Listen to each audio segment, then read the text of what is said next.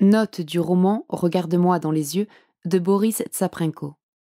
Pour le confort de l'audition, il a été décidé de lire toutes les notes du roman à la fin. Note au sujet de la production de lait. Pour produire du lait, les vaches doivent avoir mis un enfant au monde. C'est le cas de toutes les femelles mammifères. Nous, les humains, nous avons un exemple tout proche puisque nous en sommes des mammifères. A-t-on déjà vu une femme avoir des montées de lait spontanées sans avoir de bébé ? Non. Donc, pour obtenir du lait, il faut enfoncer son bras dans l'anus des vaches et une tige dans leur vagin pour déposer dans leur utérus le sperme d'un taureau, préalablement masturbé. Quand leur veau vient au monde, on le leur enlève pour disposer du lait qui lui était destiné. De nombreux témoignages convergent pour dire que les vaches appellent leur veau parfois plusieurs semaines. Un éleveur me l'a personnellement confirmé. Note au sujet du mot sentience. La sentience est la capacité d'interpréter le monde subjectivement, de ressentir la peur, la tristesse, le plaisir, la douleur. Posséder un système nerveux est indispensable pour être sentient. Les végétaux ne le sont donc pas. Elle distingue la capacité de raisonner de celle de ressentir. Un logiciel peut raisonner, grâce à une suite d'algorithmes simulant la raison, mais il ne ressent rien. Il n'est donc pas sentient. Un être sentient éprouve des sensations et des émotions. On emploie parfois « sensible » comme synonyme de « sentient ». On dit d'un être sentient que ce qui lui arrive lui importe, qu'il a des aspirations, au minimum celle de vivre le mieux possible. Ce qui lui fait éviter ce qui est hostile à son intégrité et même à son confort, et rechercher ce qui lui est favorable. Note au sujet du box de contention. Avant l'abattage, le box de contention permet l'immobilisation forcée des animaux entre 4 parois. Il est obligatoire, sauf pour les lapins et les volailles. Certains dispositifs de contention sont appelés restrainers.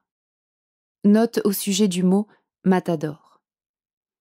Le pistolet à tige perforante, également appelé matador, est un moyen d'étourdissement mécanique. Il propulse une tige qui doit traverser le crâne pour détruire une partie du cerveau de la victime. Hélas, il arrive assez souvent que le matador n'étourdisse pas dès le premier coup, car l'animal apeuré bouge dans tous les sens et le tueur, c'est le véritable nom de l'employé qui effectue ce geste, rate son coup.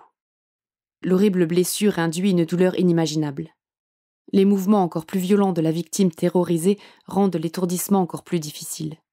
Même si le matador fonctionne, l'étourdissement n'est pas garanti, comme le fait remarquer la chercheuse Claudia Terlo lors d'une audition de commission d'enquête.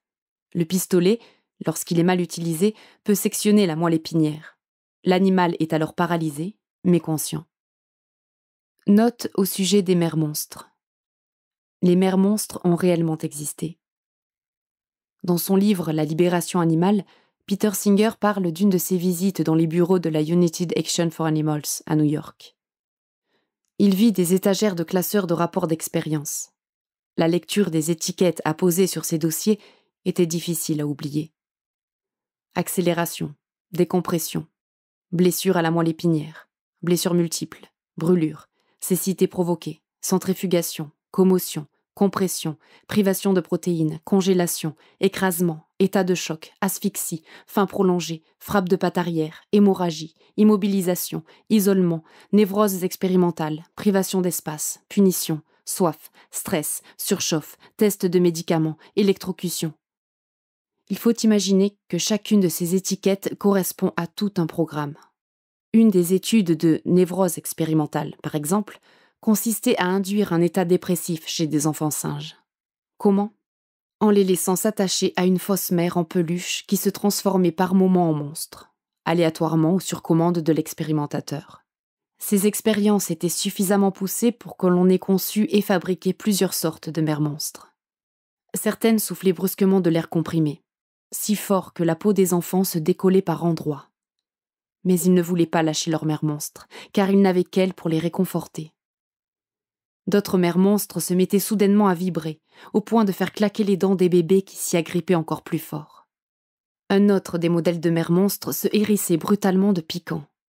Là aussi, les expérimentateurs notèrent besogneusement que les enfants se cramponnaient désespérément à leur seul support affectif, malgré les terribles blessures provoquées par ces pointes acérées. On peut voir que les expériences n'ont pas été réalisées à la va-vite. Conduites par un certain Harry Harlow, qui selon ses propres termes se vantait d'avoir eu cette idée fascinante, elles ont été très longues. Comme l'indique Peter Singer, depuis le début des études de Harlow sur la privation maternelle, plus de 250 séries d'expériences ont été menées. Elles conduisirent plus de 7000 sujets à subir la détresse, le désespoir, l'angoisse, la dévastation psychologique et bien sûr, la mort. La moindre des choses, c'est pour dire. Tout cela uniquement pour l'étude sur la privation maternelle. Ces dernières n'étant qu'une sous-étiquette de névrose expérimentale. Note au sujet des paroles de Bélisa quand elle dit aux humains « La biomasse des mammifères sauvages ne fait plus que 4% de l'ensemble de tous les mammifères du monde. Voilà ce que vos congénères ont fait du monde. » La biomasse de l'espèce humaine est 10 fois supérieure à celle des mammifères sauvages. Les bovins, ovins et porcins d'élevage ont une biomasse 15 fois plus grande que celle des mammifères sauvages. Ainsi, les êtres humains et les mammifères d'élevage totalisent une masse 25 fois plus grande que celle des mammifères sauvages. Ces derniers ne font donc plus que 4% de l'ensemble. La source qui permet de faire ce calcul est un article de Pascal Combe-Morel. Professeur agrégé de SVT, responsable éditorial du site Planète Vie. Son texte présente les résultats obtenus en 2018 par une équipe de chercheurs. Yinon M. Baron, Rob Phillips et Ron Milo. Pour en savoir plus, vous pouvez vous rendre sur le site de Boris Saprenko, ilsera.com/regarde-moi-dans-les-yeux